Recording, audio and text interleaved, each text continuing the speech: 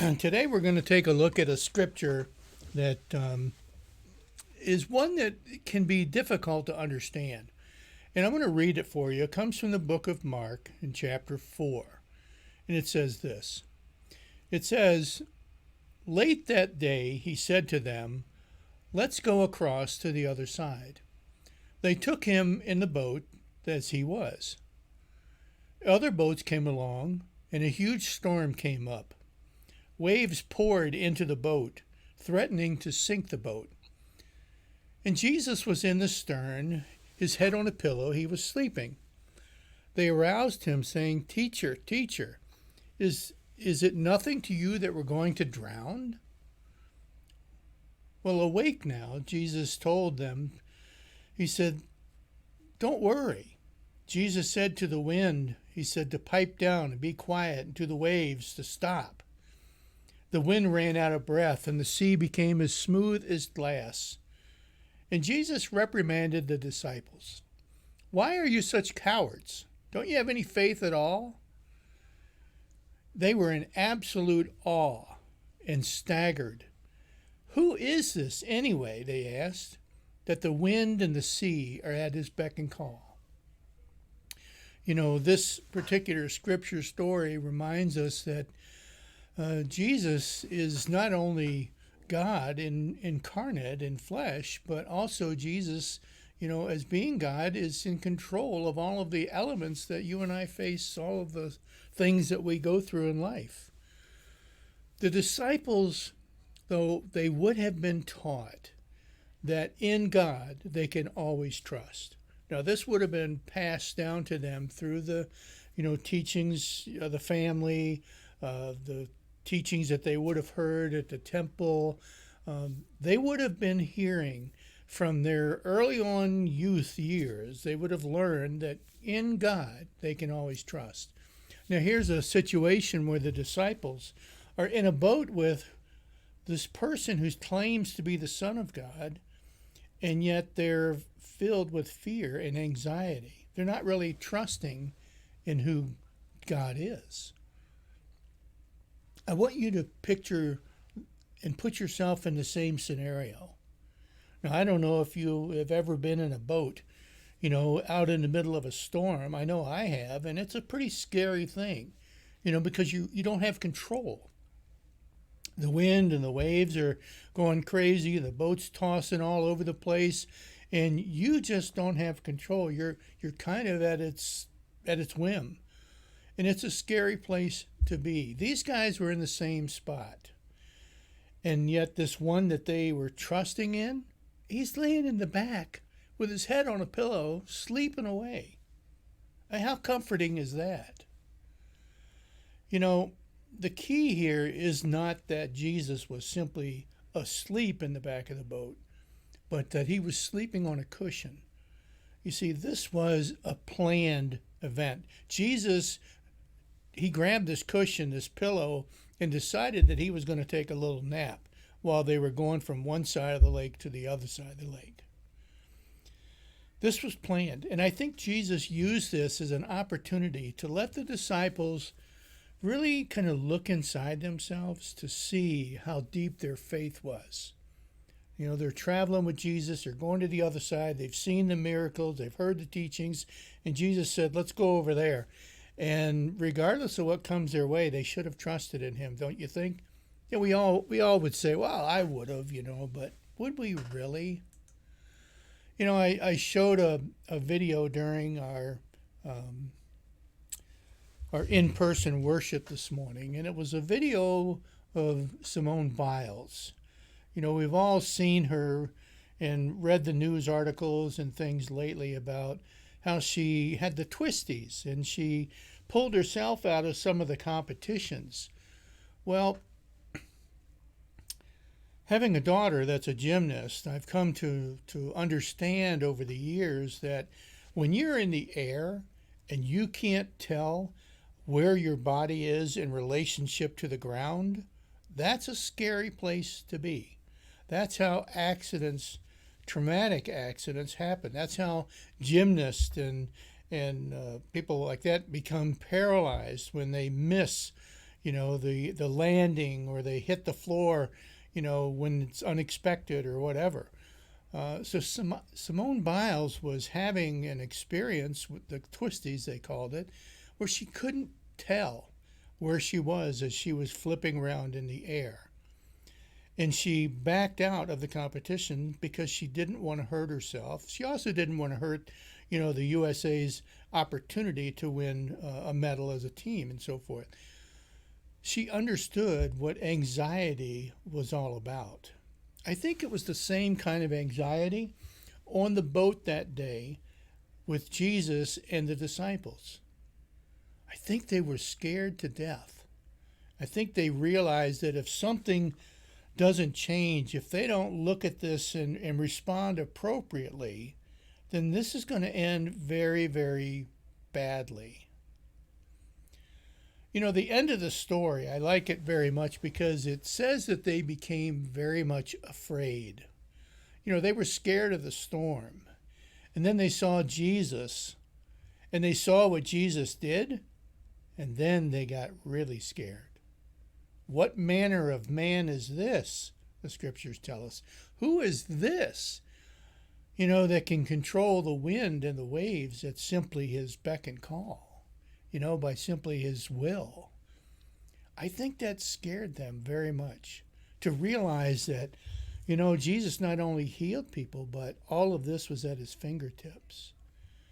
I think if we look at this story, it's one where we should realize that God is the foundation and is building a foundation in our life through experiences so that we can be rock solid when it comes to our faith in who Jesus is. One thing I don't want anyone to gather from this story is to misunderstand this one point.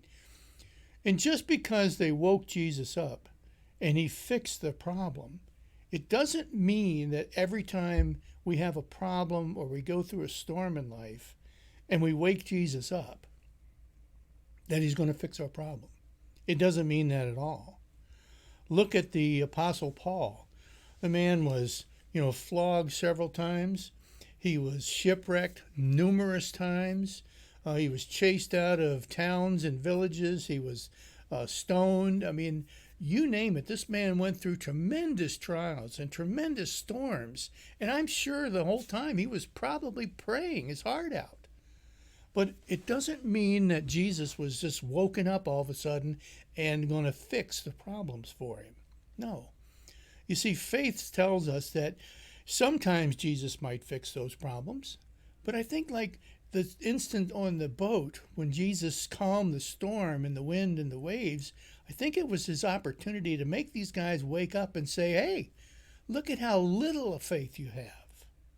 I think Paul was growing in his faith. I think the disciples that day on the boat were growing in leaps and bounds of their faith. I read an article this morning, actually, and it talked about how in this century, in the last 100 years that have passed, there have been approximately 100,000 people in the world that have died for their faith in Jesus Christ under tremendous persecution. Now, certainly during the trials that those thousands of people experienced, Jesus didn't just wake up and calm the storm. We have to remember that part of the foundation of faith in who Jesus is also understanding that sometimes we go through the storm, resting on and relying on his strength and his wisdom and his guidance in order to get us to the other shore, to get us to the end of the storm. We have to remember that, faith in Jesus doesn't always eliminate. Sometimes it means we have to endure and we have to go through. And that's okay. Because the goal that Jesus has for us is that we might grow in our love and our understanding of who he is and trust in him more and more and more. I've always said, if Joe was to enter the kingdom of heaven exactly like I am today, I probably still would not make all of the right choices. So my faith in who Jesus is, my faith in my understanding of God and God's plan needs to continue to grow. I firmly believe that's part of the reason I'm still here. I have a story I want to share with you, and it's a true story. There was a pastor and his wife who, after many years of service and dedication, they had saved their money and they wanted to go on a nice cruise. So they did. They planned this cruise and they got their tickets and traveled, and they got to the cruise and they got on board the ship, and everything was just beautiful, just really, really nice. And all of a sudden one day the weather started to turn and it just kept getting worse and worse and worse. And the next thing you know, this cruise ship, almost said little ship, no, this cruise ship was bouncing around in the waves. I mean, there was, things going from one side of the boat to the other side of the boat. The pianos were rolling all. I mean, it was a mess.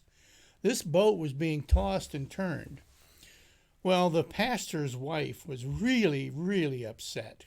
So he calls up front for the captain, and of course, the person that answered the phone says, "Well, I'm sorry, but the captain is busy with the storm and all." And she said, "Well, I want to lodge a complaint. I want him to know that I'm very disappointed in him for letting us come into this storm and to get involved with this storm. I mean, he could have avoided this whole thing." And the guy says, "Okay, I'll make sure we relay that information to the captain." And okay. Well, it was about 10 minutes later and someone called back, and it was the captain's assistant. And he said to her, he says, "Ma'am, I talked to the captain and he wanted me to relay some information to you." He said, this is what he said. He says, "First of all, tell her to go to sleep because I'm going to stay up all night and there's no sense in both of us being awake." And then the captain's assistant said, "The second thing is, this ship was built with this storm in mind. Long before we ever hit this storm, we knew that this day would come. We knew that there was going to be a day when we would face nature at its most vicious level. So way back when we were putting the boat together, we contemplated this moment. And the boat was constructed in such a way that on whatever day this storm came, it might be inconvenient, it might be irritating and aggravating and exacerbating, and it could be traumatic to go through. But what you need to remember and what you need to know is that we considered all of this when this boat was constructed. So while the storm is bad, the boat is better." It's very much the same way in regards to our particular life, in our lives, in our faith. We're going to go through the storms. Sometimes Jesus will be there to calm the storms. Sometimes Jesus will be there to give us the strength and the wisdom and the guidance that we need to go through the storm and to build our faith while we're going through the storm. And we have to remember that that's just part of life. That's just part of life. Storms are always going to come. But with faith in God, He will always be there to get us through the storm. Now, I realize that many of those people that were martyred for their faith that I spoke about earlier probably prayed just as hard as the disciples were that night, or maybe that pastor and his wife were on that cruise ship that night. And yet the storms weren't taken away. They ended up dying for their faith. You see, we have to remember that God is in control. God's desire is that you and I would grow tremendously in the amount of trust and faith that each one of us has in our life. I'm dealing with a situation currently where there's a woman of faith from my church who is in hospice and she's dying. And she told me 2 days ago, she says, I'm ready to go. If this is my moment and this is when I'm going to pass from this life into the next one, she said, I'm ready. I want to go and meet Jesus. What an inspiration to see the level of faith that she has in the moments before she passes away. I'm going to go visit her this morning. I'm not even sure if she's still with us. I want everyone to remember the storm that Jesus brought the disciples through. At that time, the right thing for him to do was to save them. But Jesus doesn't always save us. Many times he builds our faith and gives us the strength that we need in order to endure what this world will throw at us as we prepare for the next. I want to thank you all for joining me. Don't forget to check out the toughquestionsforgod.org website. And also, we put out a daily inspiration, and you can receive that by email. If you'd like, go on the website and check it out and sign up. Thanks, and God bless.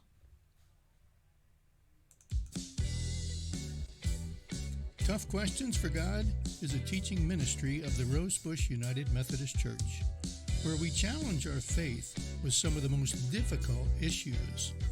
Tough Questions for God is available on Facebook Live Sundays at 11:30 a.m. or go on our website at toughquestionsforgod.org and just follow the links on the homepage for YouTube or via podcast.